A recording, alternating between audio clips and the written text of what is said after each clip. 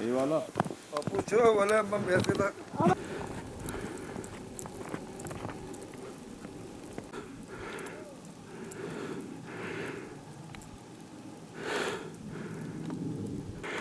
Çok.